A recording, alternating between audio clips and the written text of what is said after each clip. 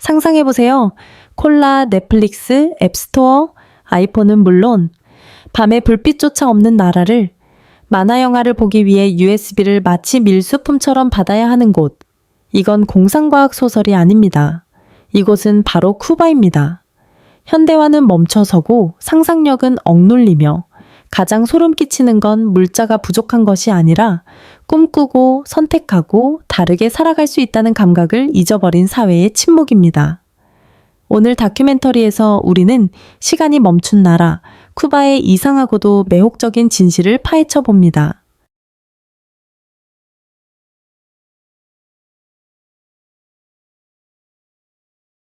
쿠바, 콜라가 사라진 나라. 에베레스트 정상부터 아마존 정글, 두바이 공항부터 아프리카 슈퍼마켓까지 전 세계 어디에나 있는 코카콜라. 하지만 쿠바에서는 코카콜라는 추방된 존재입니다. 캔 하나도, 방울 하나도, 흔적조차 없습니다. 매장에서는 절대 찾을 수 없습니다. 현대화의 상징인 코카콜라는 이 섬나라에서 완전히 사라졌습니다. 하지만 그 이유를 명확히 설명하는 사람은 아무도 없습니다. 물자 부족 때문일까요? 경제 위기일까요? 아니면 더 깊고 위험한 무언가가 숨겨져 있는 걸까요? 진실은 이렇습니다. 코카콜라는 단순히 없는 게 아니라 추방당했습니다. 쿠바 혁명 이후 정부는 코카콜라 공장을 몰수하고 국유화했으며 그 이후로는 대체품을 만들었습니다. 바로 투콜라 투코라라는 현지 탄산음료입니다. 정상적으로 들리시나요? 그렇지 않습니다. 투콜라는 단순한 음료가 아니라 이념적 무기입니다. 쿠바 정부의 눈에 코카콜라는 미국 제국주의의 상징입니다. 그리고 사람들이 매일 마시는 것을 통제한다면 그들의 사고방식, 삶의 방식, 세계관까지 통제할 수 있습니다. 그러나 그 대가는 너무도 명확합니다. 쿠바 국민은 선택할 자유가 없습니다. 단지 그 음료가 금지된 문화를 상징한다는 이유로 마시는 것이 허용되지 않습니다. 그리고 이건 코카콜라에만 국한되지 않습니다. 아이폰, 넷플릭스, 앱스토어, 틱톡, 아마존 모두 존재 자체가 삭제되었습니다. 그래서 쿠바에서 코카콜라를 찾을 수 없다는 건 단순한 문제가 아닙니다. 그것은 눈에 보이지 않는 전장의 얇은 얼음 위를 걷고 있는 것입니다. 심지어 한 캔의 음료수조차 정치적 선언이 되어버리는 곳. 만약 어느 날 당신이 좋아하는 음료가 단지 외국산이라는 이유로 전면 금지된다면 어떤 기분이 들까요? 댓글로 알려주세요. 당신은 투콜라를 선택하시겠습니까? 코카콜라를 선택하시겠습니까? 영화 금지, 문화 봉쇄, 오락의 그림자 속 쿠바. 쿠바에서는 최신 마블 영화를 볼 수 없습니다. 가난해서가 아닙니다. 와이파이가 없어서도 아닙니다. 그저 존재하지 않기 때문입니다. 넷플릭스도 없고, HBO도 없고, 유튜브 키즈도 없습니다. 틱톡도, 스포티파이도, 챗 GPT도 없고, 선택권조차 없습니다. 화면을 눌러 재생하기보다는 아이들은 오래된 만화가 담긴 USB를 서로 밀거래하듯 주고받습니다. 만화, 음악, 국제 뉴스까지 모든 것이 속삭이며 숨어서 조용히 공유됩니다. 해적판 때문이 아니라 이념적 경계를 넘었기 때문입니다. 쿠바에서는 외국 영화를 보는 것이 그야말로 행운입니다. 영화관이 물리적으로 존재하긴 하지만 실상은 버려진 창고에 불과합니다. 멋진 포스터도 팝콘도 설레는 분위기도 없습니다. 그저 사탕 몇 개와 사과, 때때로는 담배까지 파는 작은 나무 책상만이 놓여 있을 뿐입니다.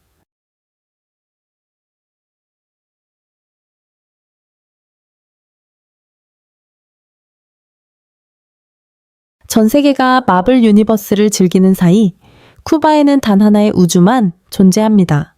단기 승인한 우주. 그곳에서 모든 영화는 반드시 검열을 통과해야 하며 장면이 잘려나가고 가장 중요한 것은 이념적 정렬입니다. 결말은 수정되고 메시지는 왜곡되며 상상력은 정치적 유리창 뒤에 갇힙니다. 그러나 가장 무서운 점은 인터넷의 부재도, 신작 영화의 부재도, 빌리 아일리시의 부재도 아닙니다. 그 누구도 아무것도 잃었다고 느끼지 않는다는 사실입니다. 세계 문화의 흐름에서 단절되면 단지 오락만을 잃는 것이 아닙니다. 연결성 자체를 잃습니다. 밈도, 뉴스도, 유행도, 인공지능의 개념도, 이야기도 없습니다. 쿠바에서는 말을 금지당한 것이 아닙니다. 그저 말할 것이 아무것도 남지 않은 것뿐입니다. 그리고 이것이 가장 위험한 통제 방식입니다.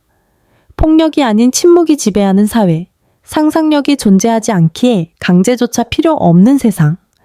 저 개인적으로 보았을 때 쿠바에서 가장 소름 끼치는 것은 인터넷도 영화도 아닙니다.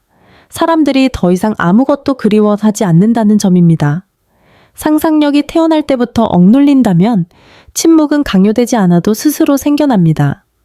그리고 이것이 가장 위험한 통제입니다. 사람들이 꿈꿀 권리, 연결될 자유, 선택할 가능성이 있었음을 잊게 만드는 것입니다. 쿠바 정전이 일상이 될 때 쿠바에서는 빛이 공짜가 아니다. 연료, 특권, 그리고 발전기 소리로 대가를 치른다. 대부분의 나라에서는 정전이 비상사태이지만 쿠바에서는 국가적 일과이다. 어떤 지역에서는 하루에 6시간씩 전기가 끊기고 다른 지역에서는 아무런 경고 없이 일주일 내내 사라지기도 한다. 사람들은 이제 언제 전기가 나갈까가 아니라 오늘은 운이 좋을까? 라고 묻는다. 그리고 이것이 일시적인 현상이라고 생각한다면 다시 생각해보라. 쿠바에서는 어둠이 기본값이 되었다. 하지만 정말 무서운 부분은 정전 자체가 아니다. 그것은 누가 전기를 가질 수 있느냐는 것이다. 전선이 있다고 해서 빛이 있다고 생각하지 마라. 쿠바에서는 빛을 돈으로만이 아니라 특권으로 사야 한다. 디젤 발전기를 살 수 있는 사람들, 호텔 소유주, 해외 송금을 받는 사람들, 대형 기업들, 많이 현대인처럼 살 수 있다. 나머지는 수백만 명의 쿠바인들이 매일 밤 어둠 속에 살며 촛불 아래서 공부하고 손전등으로 요리하고 선풍기 없이 더위를 견디며 냉장고는 텅 빈 진열장으로 변해간다.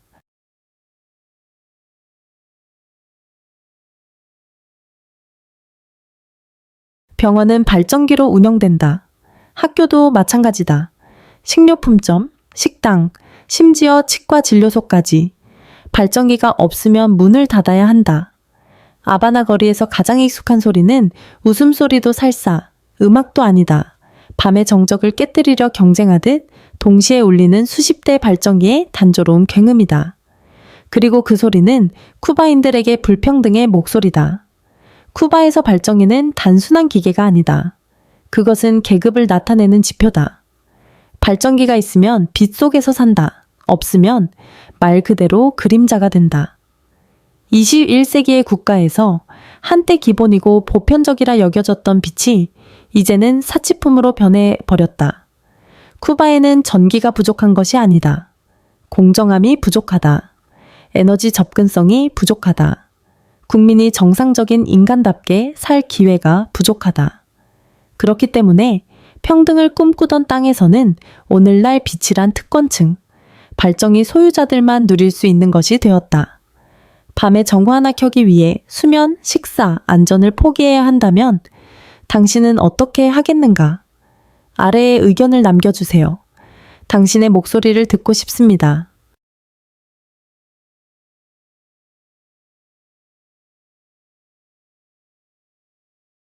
통제된 연결, 억압된 정보.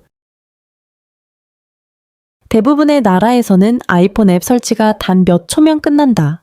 그러나 쿠바에서는 복잡한 단계, 인내심, 그리고 지하 네트워크가 필요하다. 이곳의 인터넷은 느릴 뿐만 아니라 극도로 제한적이다. 애플 앱스토어를 포함한 많은 국제 웹사이트와 서비스는 완전히 차단되어 있다. 이는 쿠바인들이 세계의 다른 사용자들처럼 자유롭게 앱을 다운로드하거나 접근할 수 없다는 뜻이다. 이런 장벽을 넘기 위해 쿠바인들은 온갖 우회 경로에 의존해야 한다. 먼저 해외에서 아이클라우드 계정을 구매한다.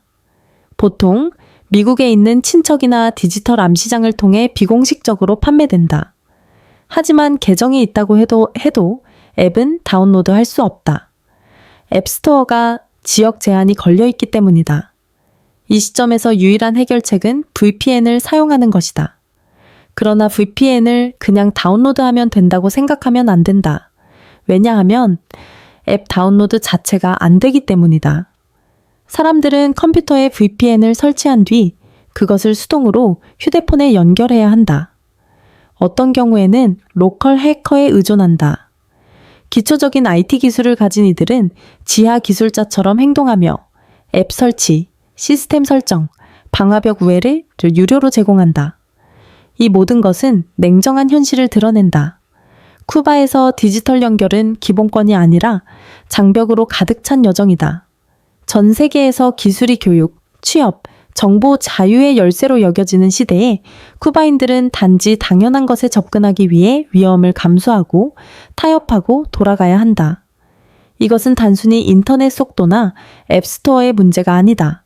그것은 통제의 범위, 기술 격차, 그리고 한 나라 전체를 디지털 시대에서 가로막는 보이지 않는 한계를 비추는 거울이다.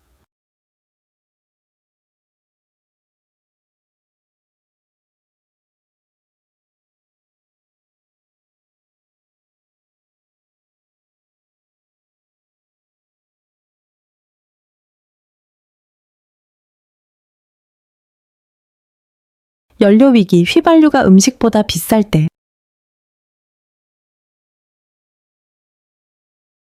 쿠바에서는 이제 자동차에 주유하는 것이 단순히 주유소에 들러 돈을 내는 일이 아니다. 오히려 그것은 너무나 복잡하고 지치는 과정이 되어 거의 터무니없는 수준에 이르렀다. 연료를 얻기 위해 시민들은 온라인 플랫폼에 등록해야 한다. 아이러니하게도 인터넷 접속이 불안정하고 고통스럽게 느린 데다 모두가 온라인에 접속할 수 있는 수단이 없는 나라에서 말이다. 하지만 디지털 장벽을 넘는 것은 시작에 불과하다. 예약을 확보한 후에도 사람들은 수백 명과 함께 태양이 자결하는 아래에서 줄을 서야 한다.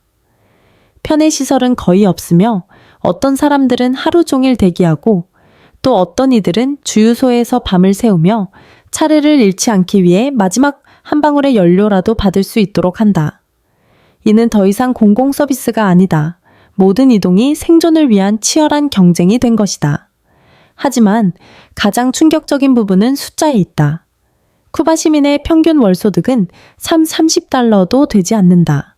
이는 연료 가격이 계속 오를 경우 기본적인 주유조차 감당하지 못하는 수준이다. 이런 상황에서 자가용을 이용하는 것은 더 이상 특권이 아니라 경제적 짐이 된다. 많은 사람들이 오름도보나 자전거로 전환하거나 아예 이동 자체를 포기하게 되어 일자리, 의료, 교육, 일상생활의 접근이 마비된다. 쿠바의 연료 위기는 단순한 부족의 문제가 아니다. 그것은 기본적인 생계 수준조차 가로막는 구조적 경제 붕괴의 명백한 표현이다. 이 위기는 고통스러운 진실을 드러낸다. 쿠바에서는 더 이상 움직이고자 하는 의지가 자유로운 이동을 결정하지 않는다. 이제는 매 방울의 휘발유가 사람들의 시간과 에너지보다 더 귀중한 것이 되었다.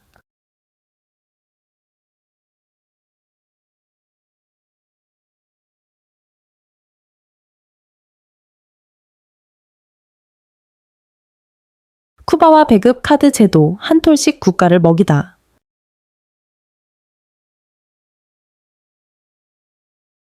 쿠바에서는 슈퍼마켓에 가서 원하는 만큼 쌀을 살 수 없다.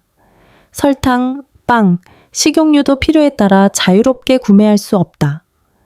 모든 것은 정해진 양만 배급되며 리브레타 데 아바스테시미엔토, 리브레타 데 아바테치미엔토라 불리는 작은 수첩에 기록된다. 이는 개인의 선택이 아니라 수십 년간 이어진 전국적인 식량 배급 시스템이다. 모든 시민은 리브레타를 가지고 있다. 그 안에는 당신이 받을 수 있는 식량 항목이 자세히 나와 있다. 몇 온스의 쌀, 약간의 설탕, 몇 개의 빵. 모든 것은 1인당으로 계산되고 월별로 미리 나눠지며 유연성이나 추가분은 없다. 그리고 물론 절대 충분하지 않다. 배급량이 다 떨어지면 대개 며칠 후면 끝나는데 사람들은 또 다른 시스템에 의존해야 한다. 암시장. 그곳에서는 가격이 몇 배나 비싸지만 가족을 먹여 살리기 위해 추가 음식을 구할 수 있는 유일한 장소다. 누구도 좋아하지 않지만 모두가 해야만 한다. 왜냐하면 리브레타에만 의존하면 일하거나 공부하거나 심지어 생존할 에너지도 부족하기 때문이다. 문제는 작은 수첩이 아니다. 문제는 한 나라 전체가 시대에 뒤처진 복지 시스템에 매달려 있는 반면 생산 시스템은 기본적인 수요조차 충족시키지 못하고 있다는 점이다. 생산량이 낮고 수입이 제한되며 국가 예산이 더 이상 보조금을 감당할 수 없을 때 리브레타는 더 이상 안전을 보장하지 못하며 최소한의 분량으로 연명하는 사회의 정체를 상징하게 된다. 그리고 가장 가슴 아픈 진실은 이렇다. 쿠바인들이 배고픈 이유는 게으르기 때문이 아니다. 그들은 주도적으로 살 수 없는 시스템에 갇혀있기 때문에 배고픈 것이다. 쌀 한 봉지는 굶주림을 해결할 수 없다. 그 이면에는 공급이 메마르고 거래의 자유가 박탈된 경제가 있기 때문이다. 쿠바는 단순히 식량이 부족한 것이 아니다. 선택할 권리가 부족하고 배급 수첩과 암시장이라는 악순환에서 벗어날 출구가 없는 것이다.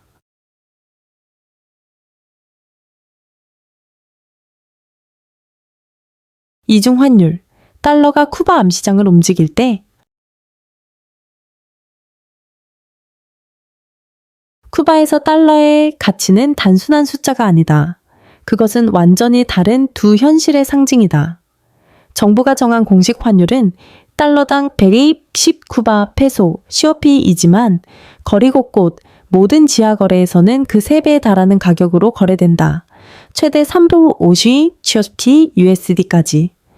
그리고 사람들이 신뢰하고 사용하며 의지하는 것은 바로 이 암시장 환율이다. 이 거대한 격차는 단순한 불균형을 넘어서 경제를 두 개의 평행세계로 갈라놓는다. 한쪽에는 은행 시스템이 있다. 그곳에서는 달러가 인위적인 환율에 갇혀 있다. 다른 한쪽에는 암시장이 있다. 그곳에서는 진짜 현금, 진짜 음식, 진짜 물건들이 진짜 가치로 교환되지만 법도 없고 보호도 없고 신뢰도 없다. 해외에서 송금을 받는 사람들은 선택해야 한다. 달러를 국가에 헐값에 팔 것인가?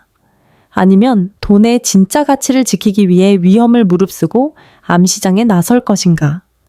수입품을 판매하는 상점들은 달러로만 결제를 받는다. 이로 인해 쿠바 페소는 국제무역에서 아무런 역할도 없는 무가치한 종이 조각이 되어버린다. 그 순간부터 고기, 우유, 의약품까지 모든 것은 달러를 가진 사람들만 누릴 수 있는 진미가 되고 지하 규칙을 헤쳐나갈 용기가 있는 사람들에게만 허용된다. 환율 차이는 단순한 경제 공식이 아니다. 그것은 신뢰의 붕괴를 반영하는 거울이다. 사람들은 이 진실을 알고 있다. 규칙을 따르면 매일 가난해진다. 그러나 규칙을 어기면 살아남는다. 쿠바에서는 1달러가 단지 물건을 사는 것이 아니라 살아남는 자의 자격을 사는 것이다. 그리고 두 개의 환율이 존재하는 한 이 경제는 결코 하나가 될 수 없다. 왜냐하면 이곳에서는 심지어 돈조차도 이중 생활을 하고 있기 때문이다. 만약 당신이 쿠바에 살고 있다면 어떻게 하시겠습니까? 깨끗하게 살기 위해 정부 환율에 달러를 팔겠습니까? 아니면 살아남기 위해 규칙을 어기겠습니까? 당신의 선택과 그 이유를 아래에 남겨주세요. 당신의 목소리를 듣고 싶습니다.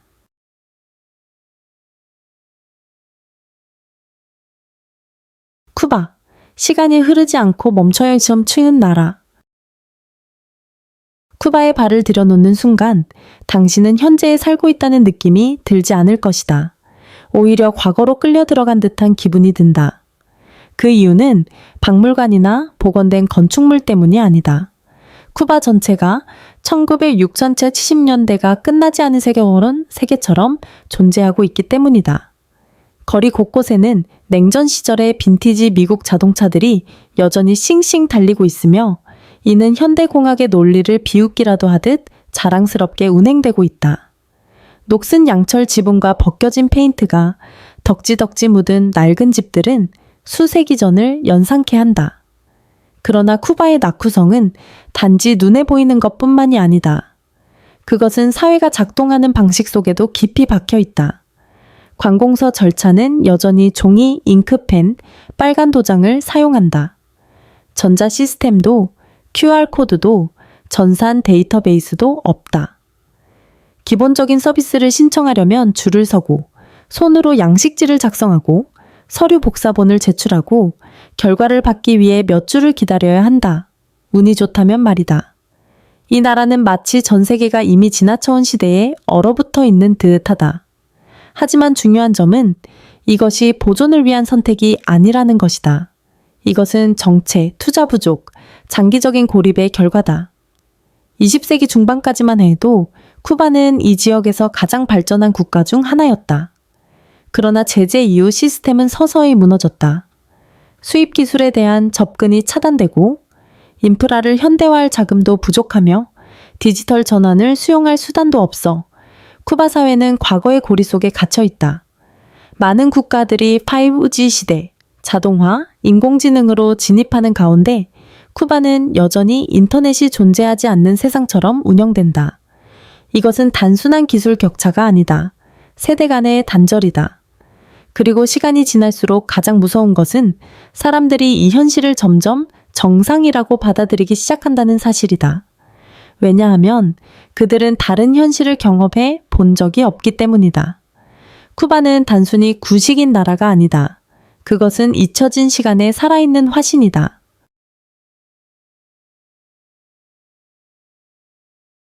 쿠바, 수출은 천국, 생산은 지옥.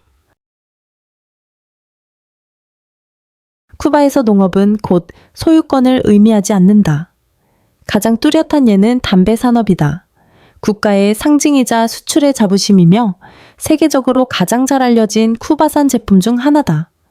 하지만 값비싼 아바나 시가뒤에는 농민들이 자신이 수확한 것에 단 10%만 보유할 수 있는 철저히 통제된 시스템이 존재한다. 구체적으로 말하면 수확된 담배의 90%는 국가에 넘겨야 하며 이는 중앙분배 계획에 따라 이루어진다. 구매 가격은 정부가 정하며 일반적으로 국제 시장 가격보다 훨씬 낮다. 농민들이 소매용으로 보유할 수 있는 나머지 10%는 구매자를 찾아야 하고 단속을 피해야 하며 최고 품질의 부분을 이미 넘긴 후 남은 것이 괜찮아야만 판매가 가능하다. 이것은 단순한 관리 메커니즘이 아니다. 구시대적이고 불공정한 보조금 기반 경제 모델의 명백한 실상이다. 노동자들은 자신의 노동의 운명을 결정할 권리를 잃고 품질에 투자할 동기를 갖지 못하며 전적으로 국가기관에 의존해 살아야 한다. 농부는 온 시즌 동안 땀 흘려 일하지만 그 대가로 받는 것은 실질적인 가치나 통제권 양면에서 극히 일부에 불과하다. 이 상황은 생산에서의 자율성 말살을 반영하며 더 깊이 들어가 보면 부를 창출하는 사람들과 그것을 회수하고 재분배하는 시스템 사이의 불균형을 보여준다.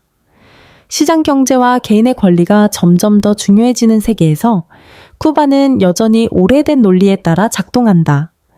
국가는 모든 것을 결정하고 국민은 그저 실행할 뿐이다. 전기도 인터넷도 없지만 쿠바는 여전히 웃는다. 쿠바는 수많은 모순으로 당신을 혼란스럽게 할 수 있다. 매일의 정전, 거북이 같은 인터넷 속도, 치솟는 물가, 사치품이 되어버린 음식. 하지만 이 어두운 풍경 속에서 우리를 움직이게 하는 것은 풍경이 아니다. 바로 사람들이다. 쿠바인들은 끊임없는 결핍 속에 산다. 단지 물질적인 부족뿐 아니라 기회, 선택, 세계와의 연결이 부족하다. 그럼에도 불평하지 않는다. 오히려 그들은 특유의 유머, 날카로운 풍자, 그리고 믿기 어려울 만큼 낙관적인 정신으로 현실을 마주한다. 이는 순진함이 아니다. 세대를 거쳐 다듬어진 생존 기술이다. 정치 농담을 마치 동화처럼 이야기하는 택시기사나 오늘 전기가 있는 건 진수성찬이야 라며 농담하는 과일 장수를 쉽게 만날 수 있다. 시스템의 결함을 누구보다 잘 알고 있음에도 그들은 여전히 친절, 웃음, 인간적인 품위를 붙잡고 있다. 불확실성을 견디는 방식으로. 놀랍게도 바로 이 결핍 속에서 그들의 환대는 더욱 진심으로 다가온다. 쿠바인들은 여유가 생겨야 나누는 것이 아니다. 그들은 매 끼니 한 모금의 물, 곁에 있는 사람과의 모든 순간이 얼마나 소중한지 알기에 나눈다. 그리고 이것이 쿠바를 다르게 만든다. 거리를 달리는 고전 자동차나 시간이 멈춘 듯한 분위기 때문이 아니라 숨막히는 사회 속에서도 여전히 미소 지을 줄 알고 그 미소가 고통을 감추기 위함이 아니라 살아가기 위한 것이며 서로를 사랑하기 위한 것이기 때문이다. 쿠바는 빛이 없어도 빛난다. 왜냐하면 그 빛은 가장 어두운 날에도 웃고 껴안을 줄 아는 마음 속에 이미 존재하기 때문이다. 당신은 어떻게 생각하는가? 풍요롭지만 외로운 세계, 아니면 결핍 속에서도 웃음이 있는 곳, 어디에서 살고 싶은가? 당신의 댓글이 이 이야기를 완성합니다. 쿠바는 단순한 나라가 아니다. 그것은 살아있는 경고다. 국가가 국민의 지갑과 꿈을 동시에 통제하게 될 때 무슨 일이 벌어지는가? 이곳에서는 심지어 한 캔의 코카콜라도 정치적 위협으로 간주될 수 있다. 그리고 자유는 폭력으로 억압되는 것이 아니라 너무 깊은 선택의 부재로 인해 아무도 그것을 가졌었다는 사실조차 잊게 되는 방식으로 억압된다. 내가 보기에 쿠바에서 가장 무서운 것은 결핍이 아니다. 사람들이 한때 꿈꾸고 선택할 권리가 있었음을 잊어버렸을 때다. 그렇다면 당신은 위험하지만 자유로운 삶, 아니면 안정적이지만 통제된 삶, 어느 쪽을 선택하시겠습니까? 우리는 항상 당신의 목소리를 듣고 싶습니다.